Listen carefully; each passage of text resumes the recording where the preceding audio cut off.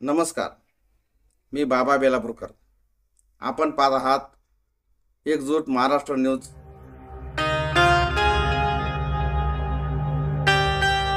मित्रांनो, आपला शेजारील देश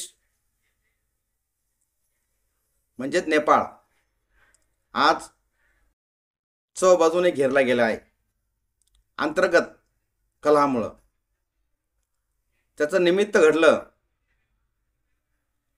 सोशल मीडियावरचे काही ॲप बॅन केले आणि तरुणाई पेटून उठली. मित्रांनो, तेथे ओली सरकार आहे. पंतप्रधान ओली यांच्या नेतृत्वाखाली माओवादी सरकार आहे. आता माओवादी सरकार म्हटलं तर तेथे चीनला झुकतं माप मिळणारच. त्याचबरोबर काही लोक जागतिक व्यापारामध्ये गुंतलेले आहे. कारण आणि जागतिक देशांमध्ये सुद्धा तेथील तरुण वर्ग आज पुढं आहे. भारतामध्ये सुद्धा नोकरी करता ते आहेत. कॅनडामध्ये आहे, अमेरिकेमध्ये आहे, इंग्लंडमध्ये आहे. जवळजवळ सर्व देशांमध्ये तिथला तरुण वर्ग हा नोकरीचा आहे. आता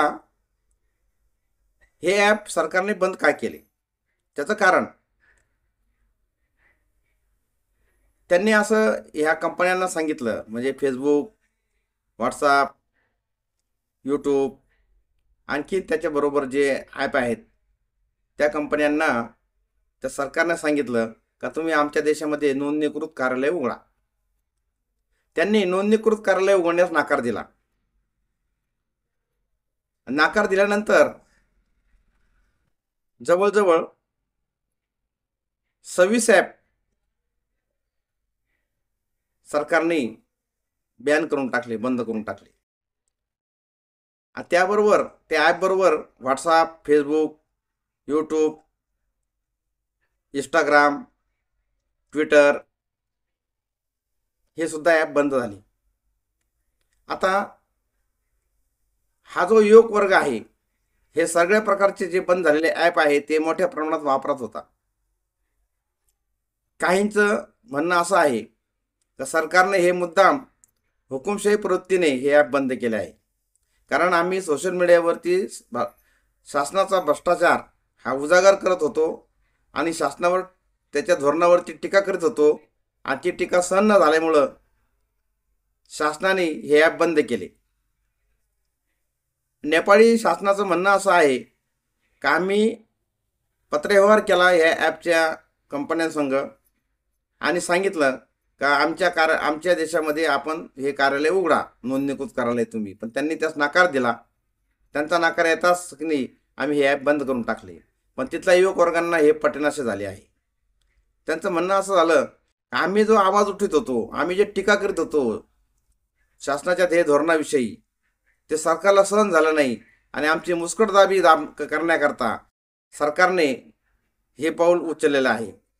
म्हणून आजचा तरुण वर्ग सरकारच्या विरोधामध्ये आंदोलनाच्या रूपात मोठ्या प्रमाणामध्ये संसदेसमोर जमा झाला, रोडवरती जमा झाला आणि निषेध नोंदवू लागला. नेपाळी सरकारने अश्रुधुराच्या नळकांड्या फोडल्या, पाणी मारलं. त्याच्यानंतर शेवटचा उपाय म्हणून गोळीबार सुरू केला. याच्यामध्ये जवळजवळ 14 लोकांचा मृत्यू झाला, कोणी म्हणतं 10 लाख झाला. पण माझ्या माहितीप्रमाणे मला मिळालेल्या माहितीप्रमाणे 26 ते 27 विद्यार्थ्यांचा मृत्यू झालेला आहे आणि शेकडो जण गंभीर जखमी झाले आहे. तरीही हे आंदोलन मोठ्या प्रमाणामध्ये अजून उभरून निघलं आणि यांनी संसदेला घेराव घातला. संसदेच्या प्रांगणामध्ये यांनी प्रवेश केला आणि ओली सरकारचा राजीनामा ते आज मागत आहे. म्हणजेच या आंदोलनाचं म्हणणं असं आहे की ओली सरकारने राजीनामा द्यावा, म्हणजेच हे सरकार तख्तापलट त्यांना करायचं आहे. माझ्या भाषेत सांगायचं याच्यामध्ये यापूर्वीही खूप भ्रष्टाचाराचे आरोप ओली सरकारवर झाले आहेत. ह्या ओली सरकारवर भ्रष्टाचाराचे आरोप होत असताना काही लोकांनी मध्यंतरीच्या काळामध्ये तेथे लॉंग मार्च सुद्धा काढला होता का पुन्हा आम्हाला राजेशाही हवी, घराणेशाही हवी, म्हणजे भ्रष्टाचाराला आळा बसेल. ह्या लोकशाहीमध्ये जे माओवादीने जी लोकशाही स्थापन केली आहे, माओवादी संघटनेने जो सरकार नेपाळमध्ये स्थापन केला आहे ते हुकुमशाही पद्धतीने आणि भ्रष्टाचारयुक्त आहे असं तेथील जनतेचं मत झालेलं आहे. म्हणून त्यांनी हा लॉंग मार्च काढला होता. म्हणजे ह्या विद्यार्थ्यांचा उद्रेकाचा विविध संघटना त्यांच्या पाठीमागे राहून फायदा घेत असून चिथवणीचे प्रकार सुरू झाले. म्हणून तेथील जनता मोठ्या प्रमाणात रस्त्यावर उतरली. निमित्त मात्र झाले सोशल मीडिया बॅन केला म्हणून, पण याला विविध प्रकारचे कांगोरे आहेत. आता यूट्यूब, इंस्टाग्राम, फेसबुक आणि व्हॉट्सअप हे ॲप जगामध्ये सगळ्या प्रकारचे सगळ्या वयाचे लोक वापरतात, पण जास्त करून यूथ याचा वापर करतात. शैक्षणिक क्षेत्रासाठी पण त्याचा वापर होतो, व्यवसायासाठी पण त्याचा वापर होतो आणि करमणुकीसाठी पण वापर होतो. म्हणजे आजचा तरुण हा 12 घंट्यापैकी 8 घंटे सोशल मीडियावर हा असतो. त्याचाच परिणाम हा सवयीमध्ये रूपांतरित झाला आणि एकदमच हे ॲप बंद झाल्यामुळं चलबिचल अस्वस्थता पसरली आणि हा युवक पुढे आला. म्हणजे याचा अर्थ असा होतो का परदेशी कंपन्याने आपल्या युवकांचा मेंदू त्यांच्या ताब्यात घेतलेला आहे. ही धोक्याची घंटी आहे. नेपाळमध्ये जे उद्रेक झाला ह्या कारणास्तव म्हणजेच परदेशी कंपन्यांनी युथ लोकांचा जे युवक शक्ती आहे त्यांचा मेंदू ताब्यात घेतला आहे. म्हणजे इतकी व्यसन ह्या ॲपचं सगळ्यांना लागलेलं आहे, जडलेलं आहे. ठीक आहे, याच्यामध्ये आर्थिक फायदा होत असेल, काही लोक व्यवसाय करतात, काही लोक शिक्षणावर भर देऊन त्याचा उपयोग करतात, परंतु 75% लोक त्याचा उपयोग करमणुकीसाठी करतात. आणि त्याचबरोबर सरकारवर टीका करण्याकरता बी त्याचा उपयोग होतो, ध्येय धोरणावरती टीका करण्याकरता त्याचा उपयोग होतो. अभिव्यक्ती स्वातंत्र्य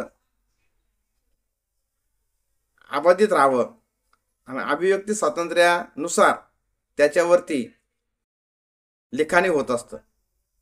म्हणजेच वेगवेगळ्या प्रकारचे लोक वेगवेगळ्या प्रकारच्या पद्धतीने विचारांनी ह्या ॲपवर जोडलेले आहेत.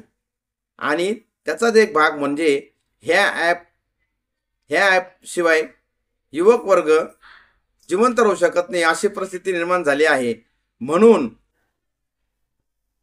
अन्नाकरता आंदोलन झालेलं नाही. रोजचं जे जीवनावश्यक वस्तू पाहिजे त्याचा तो तोडा झाला, याच्याकरता आंदोलन झालेलं नाही. हजारो कोट्यावधीचा घोटाळा झाला आणि तो घोटाळ्यानुसार ज्यांनी घोटाळा केला त्याला शिक्षा द्यावी किंवा सरकारने पाय उतरावं याच्याकरता आंदोलन झालेलं नाही.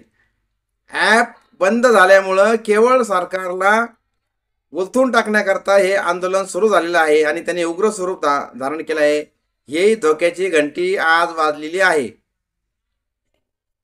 सगळ्यांच्या मनाचा ताबा, मेंदूचा ताबा त्या ॲपने घेतलेला आहे, परदेशी कंपन्यांनी घेतलेला आहे. इथून पुढे अशा समस्या सर्व देशामध्ये थोड्याफार प्रमाणात उद्भवतील. आज जे सुपात आहे ते जात्यात यायला वेळ लागणार नाही, एवढंच मला सांगायचं आहे.